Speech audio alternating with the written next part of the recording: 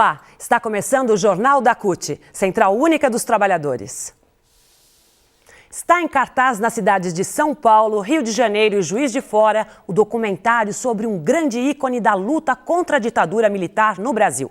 Carlos Marighella, líder comunista, foi preso, torturado e assassinado durante um dos períodos mais obscuros da história do país.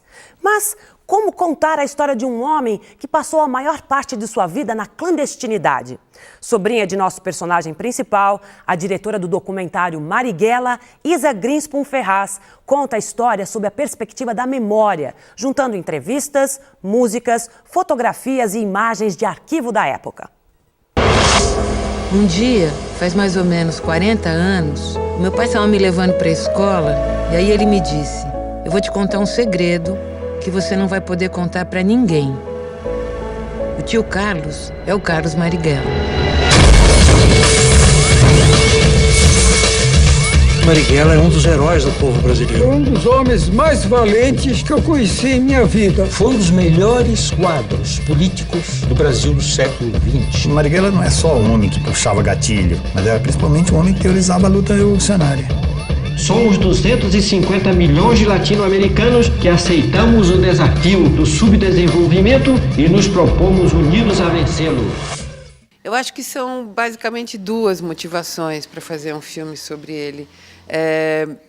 Primeiro, uma motivação pessoal, de uma inquietação minha de conhecer mais sobre esse tio misterioso, que era um tio muito querido, que sempre aparecia e desaparecia da minha casa, que eu amava muito e que foi assassinado e que era tratado como um terrorista, bandido, assassino, o que não correspondia à imagem que eu tinha dele. Então, eu tinha uma inquietação pessoal de entender o que era essa figura. Mas tinha uma dívida também do Brasil com Marighella, porque nunca se tratou da figura dele com a complexidade que eu acho que essa figura tinha e que merecia ser abordada. O nome de Marighella militou durante 40 anos no Brasil. O pouco que se conhece dele são os últimos 3 anos da atuação política dele, que é a guerrilha, a luta armada, que começa em 66 e em 69 ele é assassinado. Mas ele começou a militar em 1932 na Bahia, e passou uma vida de 40 anos de clandestinidade, praticamente, combatendo 2 ditaduras grandes, a ditadura do Getúlio e depois a ditadura militar nos anos 60, e lutando sempre na sombra. Então, havia um silêncio em torno dele, ou esse estigma que ele carregou de um nome que estava na sombra. Então, eu tinha era uma dívida que eu achava que eu tinha comigo mesma e com que o Brasil tinha com ele. Então, é, de certa forma, uma prestação de contas dupla, porque não há registros da passagem do Marighella pela vida. Ele foi apagando os rastros. Como ele era clandestino, ele não tem documentos do Marighella, não tem bens dele, não tem um sapato, uma camisa, não tem nada do Marighella, porque ele foi, entre as prisões e as fugas, tudo foi desaparecendo, né? Ele nunca se deixou filmar, em pleno século XX, que é o século da imagem. Não existe nenhuma imagem em movimento de Carlos Marighella. Ele não queria seguir nenhum modelo, ele estudou a história do Brasil, ele foi estudar os movimentos populares brasileiros desde sempre, Cangaço, Canudos.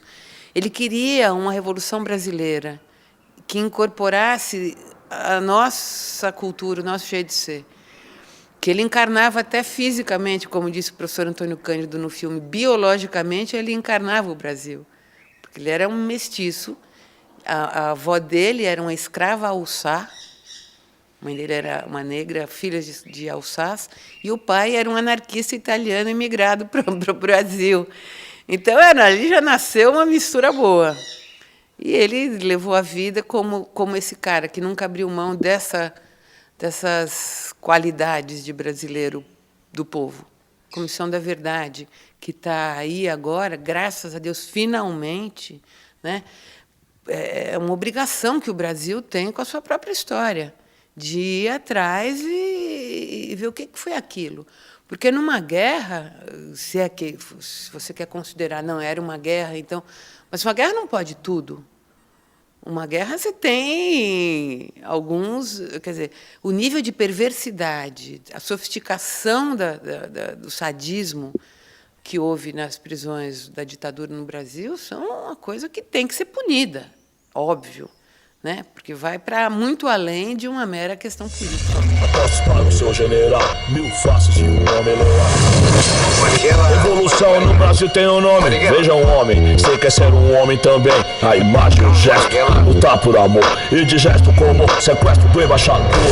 O resto é flor, sem ter festa eu vou e eu peço. Leio meus versos e o protesto é show, presta atenção que o sucesso...